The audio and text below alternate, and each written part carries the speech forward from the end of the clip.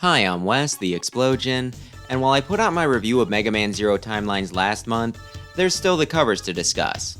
Unlike Classic and X, which received 13 each, Zero got half of that. Not even. But the ones that we do have some really nice art, and that certainly does make things easier on collectors. So while this one might be a bit shorter than the previous two, as a big fan of Zero, I'm not about to skip over these, so let's give them a look. Once again, this round we get a boss select for cover A from the issue's main artist, Hanzo Steinbach.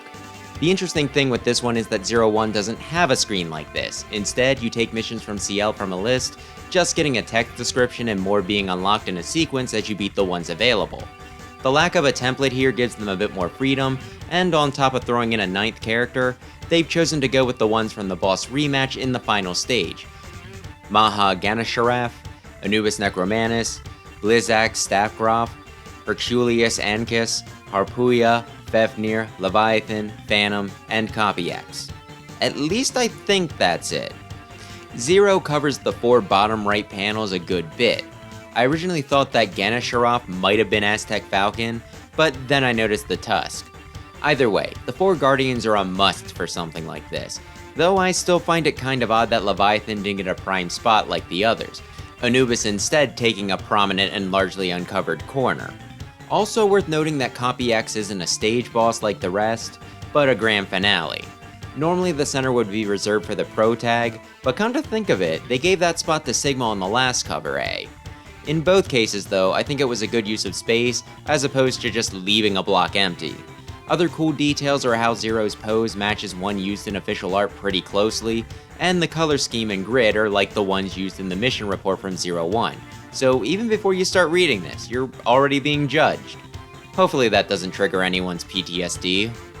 Cover B is by Jeffrey Chamba Cruz, and features the 4 Guardians. They're in a mostly dark room, though there's at least a bit of light, I'm guessing from above the middle of the team. They seem to be doing the group picture thing.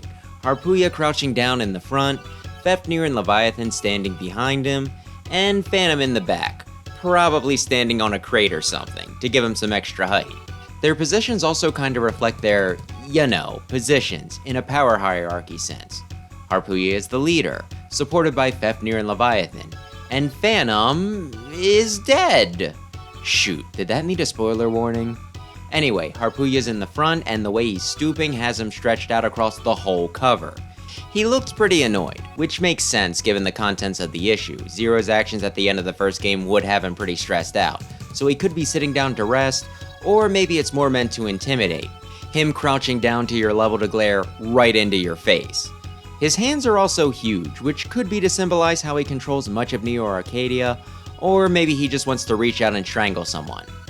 Very threatening vibes.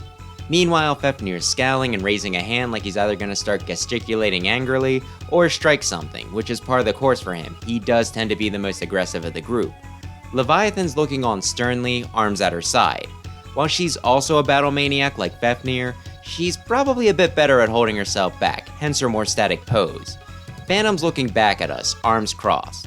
This works on a few levels since, as leader of the stealth unit, he typically would try to stay out of the spotlight. With him also being gone after the first game though, him being behind and facing away from the other 3 makes him seem more detached, almost like a memory, so even though the team is a quartet, he clearly stands apart from the others. And yeah, this is dope. They're some of my favorite characters from the Zero series, and with them being one of the main draws, I don't think that's a unique opinion. This is a great cover and I could see it drawing attention from folks who aren't even familiar with the games. We get another from Hanzo Steinbach for cover C, and this one is a little confusing since it's $20 on the Udon store, but is the standard 5 on newsstands. They've done this with past covers too, so I'm not really sure what the deal was. Luckily I didn't get this one online. Anyway, the art here is pretty cool. It's Zero facing down Copy X, with their previous design split down the middle, looking on from above. Sky Zero looks grim, while Old X grits his teeth. In the foreground, we get a shot of Zero from behind, slightly hunched forward, gripping his sword in one hand, while Copy X is in his combat form, Buster raised and charging. With Zero not being in an attack stance, whereas his opponent is, it makes him seem at a disadvantage.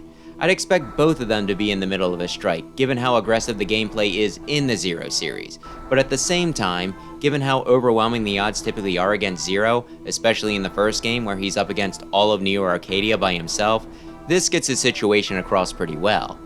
To add to his gravitas, Compy X also has a bunch of energy swirling around him, yellow, red, and blue, which might be to represent the three elements in the games, thunder, flame, and ice, which he can cycle between.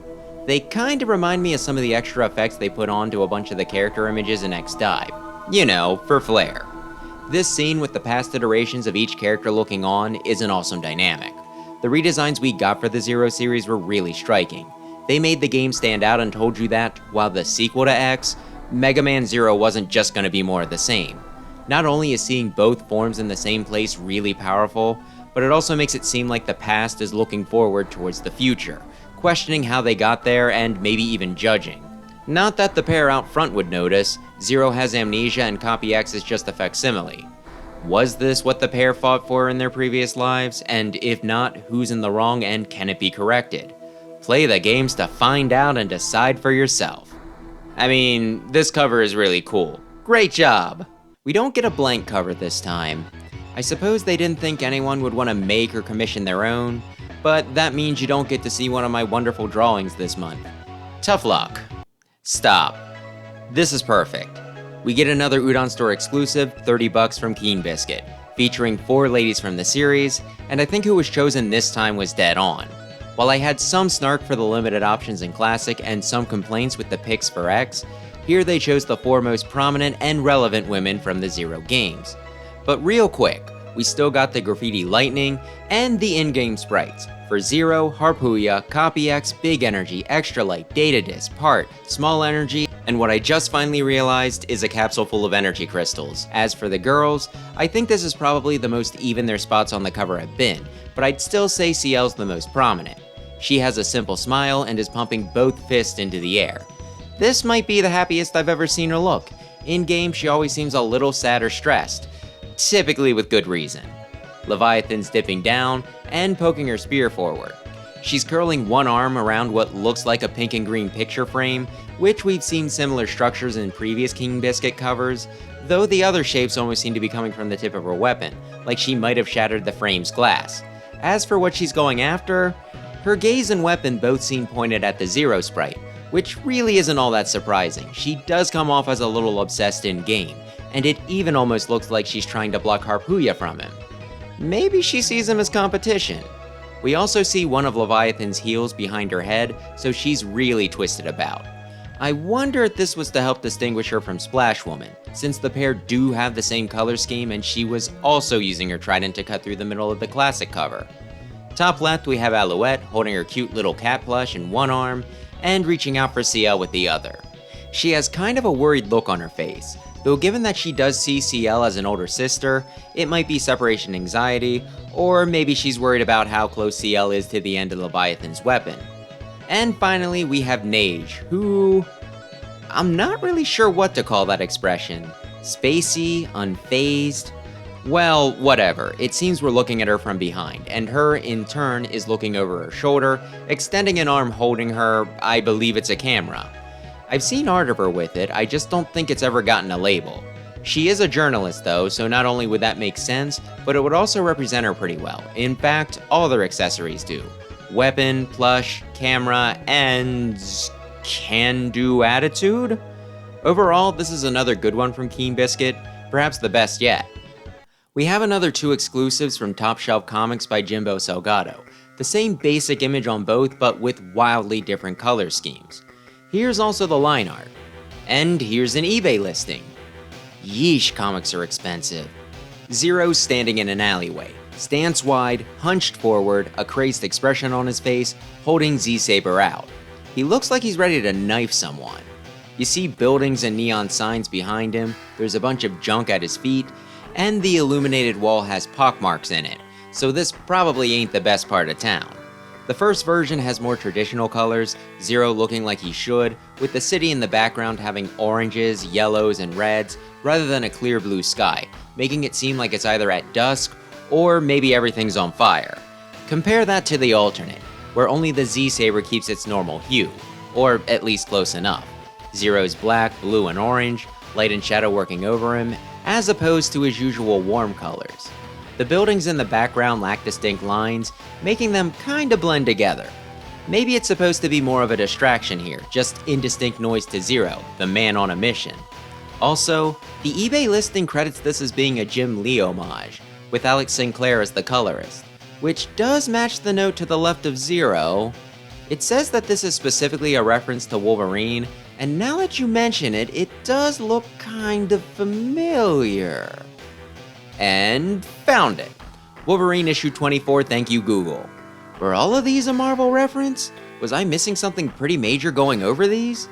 Now I don't feel so clever about my Thanos reference last month. Okay, looking at the rest, they don't have mention of Jim Lee, so I think that this is unique to this one. Still, this is kinda similar to the other Topshelf exclusives, at least the Jimbo Salgado ones. Classic and X had pairs of similar covers, with slight changes to the foreground image, and major ones to the background. Here, everything's pretty much the same, other than the color palette, though that is enough to really distinguish each. A variant of a variant. I personally really like the first one, though the second, with the cooler colors, is also really neat, and with the Marvel reference, I could see it being a favorite of Mega Man and Wolverine fans, or just people who like the vibe it gives off. And that should be all of them. In my review, I made a comment about how it seemed like they had less faith in the Zero book, given the sharp drop in variants, but someone from Udon corrected me and said that they did exclusive covers based on how many retailers requested one. So, 1? Sorry about that, my bad with the dumb assumption. And 2? I guess that means that comic shops are the ones that weren't as enthusiastic about Zero. Or maybe there wasn't as much hype around this one. Or maybe there wasn't as much time to request some. Zero's book did seem a bit rushed, though I'll talk about that along with some of the other issues with the line later. Though if you want a taste, check out my video on the typos this one-shot had.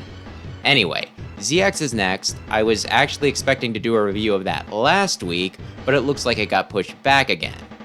That's the book I'm most worried about, for reasons beyond just its contents, but we'll discuss that when it comes out. Just maybe give it a little extra love if you're a fan of that series. As for this topic, I think we can start wrapping up. So, which one of these covers was your favorite, and did you wind up grabbing any of them? I originally ordered 3, but when I saw that there was only 4 on the checklist, I wound up buying the last one that I skipped out on, making Topshelf the only ones that I'm missing. With all that said, thanks as always for watching, and maybe consider subscribing if you're into retro games, especially Mega Man. For endless fight.